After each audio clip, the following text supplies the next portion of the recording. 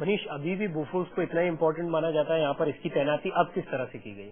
बिल्कुल प्रवीण, उसके बाद से लड़ाई के बाद से बोफोर्स की अहमियत काफी समझी गई है। और अगर आप देखेंगे तो जितना जो सीमा है, बिल्कुल फॉरवर्ड पोस्ट पे तो बोफोर्स नहीं रखी गई है, लेकिन कुछ डिस्टेंस पर बड़ी तादाद में बोफोर्स रखी गई है। उनकी डेली चेकिंग की जाती है, ये देखा जाता है कि कितनी क्वांटिटी के वहाँ गोले भी कितने मौजूद हैं। और ऐसा लग रहा है कि इंडियन आर्मी अभी भी जो सबसे बड़ी जो उनकी जो ताकत है वो बोफोर्स को मांग के चल रही है। उस समय ये मान लिया गया था राकेश जी, उस समय जब जीत हासिल कर रहे थे, या वो मोमेंट थे टाइगर हिल जब जीत कर आए थे, उस वक्त बोफोर्स को कितने बड़े हीरो के तौर पर देखा जा रहा था? बोफोर्स का एक्चुअली प्रवीण वो पहला टेस्टिंग था। इसके पहले तो वो विवादों में थी, लेकिन पहली बार बोफोर्स ने वो कर दिखाया जो हमारे पास और कोई ताकत ही नहीं थी। और मैं आपको बताऊं, उस समय का अगर उस समय के अखबार आप उठा के देखें, हमारे पास गोले भी कम थे उसके। रातों रात गोले उसके बाहर से मंगाए गए, दुगने दाम पे मंगाए गए। लेकिन जॉर्ज फर्नांडिस उस समय डिफेंस मिनिस्टर थे, उन्होंने गोले मंगाए, क्योंकि इसीलिए कारगिल में विजय में थोड़ी देर हुई, क्योंकि हमारे पास गोले ही नहीं थे। हमने कभी सोचा ही नहीं, उम्मीदें नहीं थी जितनी बड़ी सक्सेस उसने कभी सोचा ही नहीं। टाइगर हिल की जीत के वक्त आप वहां पर मौजूद थे, और टाइगर हिल की जीत कैसे बहुत ही एक ऐसी जीत थी जिसने की इबारत लिखी कारगिल की जीत की। कारगिल को अगर जीतना था तो टाइगर हिल को जीतना बहुत जरूरी था। क्यों ये जीत इतनी महत्वपूर्ण थी? ये तमाम बातों के जवाब आपको मिलेंगे इस रिपोर्ट में।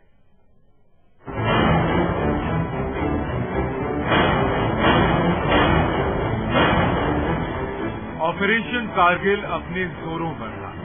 सेना ने टाइगर हिल पर जोरदार धावा बोला था, लेकिन इस पर कब्जा जमाने के लिए ये जरूरी था कि पॉइंट 5140 और 4875 पर कब्जा किया जाए। भारतीय सेना ने जेलसा फोर्स को हमले के आदेश दिए। इस टीम की कमान कैप्टन विक्रम बत्रा के हाथ में थी।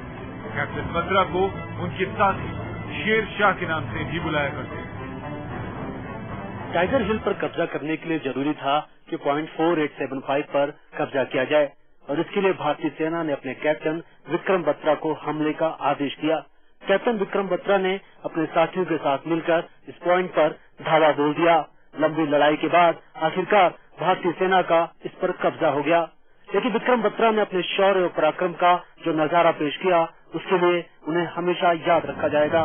बत्रा अपने 5 जाबाज साथियों के साथ पॉइंट 5140 की तरफ बढ़ने लगे।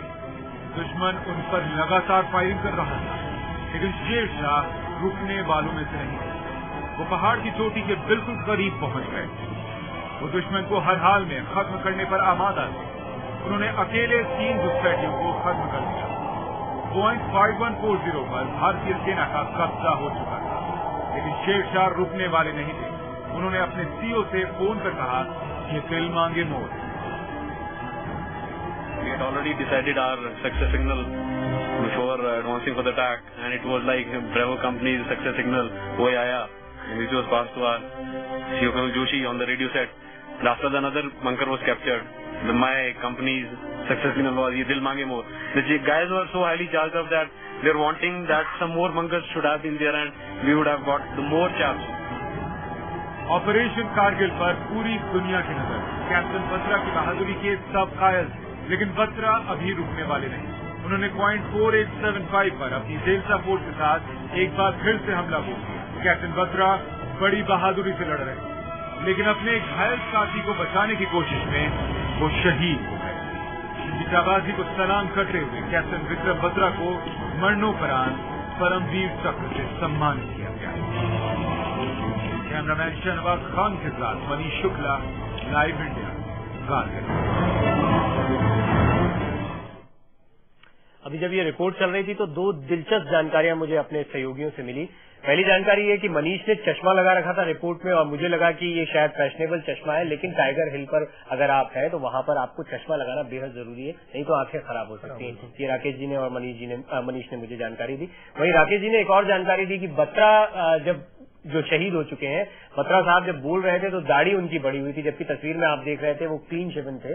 तो बत्रा साहब की तरह तमाम जवान ऐसे थे, तमाम जाबाज ऐसे थे जिनकी दाढ़ियां यहाँ पर बढ़ चुकी थी, क्योंकि लंबे समय तक वो वहां पर उन्हें पहचान ही नहीं सकते थे। पहले अगर किसी ने देखा हो तो उन्हें पहचान नहीं सकते थे वो कौन है, अनलेस एंड अनटिल उन्होंने शेव नहीं किया हो। ये एक ऐसी चीज है जो शायद यही पत्रकार उस वक्त देख पाया, यही लोग देख पाए जो वहां पर मौजूद थे, और जंग से जुड़ी कई ऐसी ही इंपॉर्टेंट बातें। ये टाइगर हिल की जो जीत थी, उसी वक्त आप वहां पर मौजूद थे। क्या इसको जीतने के बाद ये मान लिया गया था कि अब कारगिल हमने जीत लिया है? प्रवीण, टाइगर 0.5140 का एक पीक था, और वो इम्पोर्टेंट इसलिए था क्योंकि वहां से सीधे श्रीनगर लेह राजमार्ग जो था, जो हमारा जहां से सप्लाई हमारी आती थी, वो उस पर अटैक करते थे। तो पहले उसे जीतना जरूरी था।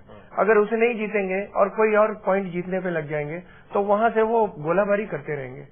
और इसमें टाइगर हिल्स में वो इतनी ऊंचाई पर थे प्रवीण कि वहां पर फतेह करना बहुत मुश्किल काम था। 3 रातें लगातार, पता नहीं कितने जवान इसमें खत्म हुए, शहीद हुए। 3 रातें लगातार इन्होंने, स्टीप चढ़ाई होती है और टाइगर हिल बिल्कुल ऐसे था, और 3 रात इन्होंने बस रात में चलते थे, दिन में नहीं चलते थे क्योंकि दिन में कोई देख सकता है। और ऊपर की चढ़ाई पे जहां पे पाकिस्तानी आर्मी है, वहां से अगर वो इतना बड़ा सा पत्थर भी नीचे फेंक दें तो उसमें उसे किसी भी हमारे सिपाही को लगे तो वो नीचे ही जाएगा सीधे। तो इसलिए कितना खतरनाक था। मतलब वहां पर जो मौजूद है वो ऑलरेडी ताकतवर है, या ऐसा कह सकते हैं कि जंग को वो 60 से 70% अपने कब्जे में किए हुए हैं, इसीलिए उसको जीतना, कारगिल को जीतने की यही वजह थी। यही वजह है कि सियाचिन पर भारत अभी कायम है। सियाचिन सबसे ऊंची हाइट पर है, और सियाचिन की लड़ाई यही है। पाकिस्तान उस पर कब्जा करना चाहता है, लेकिन भारत पहले से बैठा हुआ है। जी हाँ, जो जितनी ऊंचाई पर मौजूद है वो उतना ताकतवर है, और यही थी टाइगर हिल पर जीत की कामयाबी, जिसके बाद ये कहा जा सकता था कि कारगिल को अब जीत लिया गया है लगभग। टाइगर हिल पर सेना ने लंबी लड़ाई लड़ी और कई अपने जाबाज थे जिन्हें खोया, लेकिन आखिरकार उस पर कब्जा कर लिया। लेकिन लड़ाई अभी खत्म नहीं होने वाली थी, ये तो महज शुरुआत थी। बटालिक शुरुआत नहीं कही, जैसा हमने कहा कि बहुत हद तक जीत भी चुके थे उस लड़ाई को, लेकिन इसके बावजूद लड़ाई अभी लंबी बाकी थी। बटालिक के इलाके में सेना की एक टुकड़ी ने बहादुरी की वो मिसाल पेश की जिसे देश कभी नहीं भूल सकेगा।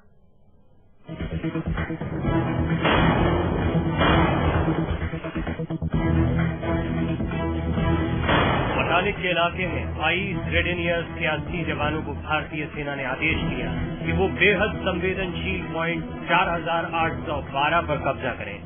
इस टीम की कमान कर्नल अजीत सिंह के हाथ में थी। वो भारतीय मुस्लिम कंपनी को लीड कर रहे थे।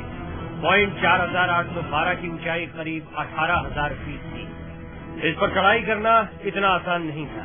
दुश्मन के जबरदस्त फायरिंग से बचते हुए इस टॉप पर पहुंचने की जिम्मेदारी दी गई थी कर्नल अजीत सिंह को। कर्नल की टुकड़ी को ऐसे ही दिन का इंतजार था। घुसपैठियों को देश की सीमा से बाहर खदेड़ने के लिए ये टुकड़ी बेताब थी। कर्नल अजीत सिंह के बारे में मैं बताना चाहूंगा कि उस वक्त के मेजर थे और सबसे पहले अपनी टीम के साथ इस इलाके में वो पहुंचने वाले सबसे पहले ऑफिसर थे। अपनी टीम के साथ सबसे पहले पहुंचे थे। कर्नल अजीत सिंह की टुकड़ी 3 रात पहाड़ों पर लगातार चलती रही। उनकी टुकड़ी ने खाने का सामान अपने साथ ले जाने से ये कहते हुए इनकार कर दिया था कि उन्हें खाने से ज्यादा दुश्मन से लड़ने के लिए गोलियां चाहिए। 3 रात चलने के बाद ये टुकड़ी पॉइंट 4812 के नीचे पहुंच गई। अब फैसला लिया गया रात के दौरान पॉइंट पर धावा बोलने का। मैं 22 ग्रेनेडियर से ताल्लुक रखता हूं। हमारी बटालियन इस इलाके के अंदर यानी कि जना चौक बटालिक के इलाके के अंदर 17 जून को आई और 30 जून को हमें टास्क मिला कि खालूबार की पहाड़ी के ऊपर हमला करके कब्जा करना है। ये जो नाला आप देख रहे हैं ये नाला झुंकलुंगपा नाला है। इसके साथ साथ हम लोग ऊपर तक आए। कर्नल अजीत सिंह की टुकड़ी ने 30 जून की रात करीब 8:30 बजे पॉइंट 4812 पर धावा बोल दिया। वो अपनी टुकड़ी के साथ तेजी से आगे बढ़ने लगे, लेकिन दुश्मन ने उन पर जबरदस्त फायरिंग शुरू कर दी। कुछ दूर की चढ़ाई के बाद ऑपरेशन रोकना पड़ गया क्योंकि घुसपैठियों की जवाबी फायरिंग में सेना के कई जाबाज शहीद होने लगे।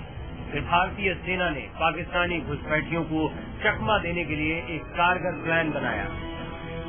नारा तकबीर अल्लाह अकबर का नारा लगाया और जैसे जैसे ये नारा उस घाटी के अंदर गूंजने लगा तो हमने ये महसूस किया कि ऊपर से थोड़े समय के लिए फायरिंग जो है वो कम हुई कर्नल अजीत सिंह की मुस्लिम टुकड़ी ने अल्लाह अकबर के नारे लगाने शुरू कर दिए। पाकिस्तानी घुसपैठियों को लगा कि उनकी मदद के लिए पाकिस्तानी फौज आ रही है। घुसपैठियों ने थोड़ी देर के लिए फायरिंग रोक दी, लेकिन वो जब तक समझ पाते तब तक देर हो गई थी। भारतीय सेना के जवान पॉइंट 4812 पर पहुंच गए। कर्नल अजीत सिंह की टुकड़ी पहली ऐसी फौज थी जिसने सबसे पहले पहाड़ की इस चोटी पर तिरंगा फहराया। ये टुकड़ी 96 घंटे चोटी पर डटी रही। उनकी टीम के पास खाने पीने की सभी चीजें काफी पहले ही खत्म हो गई थीं और उन्हें जल्द मदद की जरूरत थी। उधर दुश्मन अभी हार मानने को तैयार नहीं था। कैमरामैन शहनवाज खान के साथ Manish Shukla, live India, Batalik sector.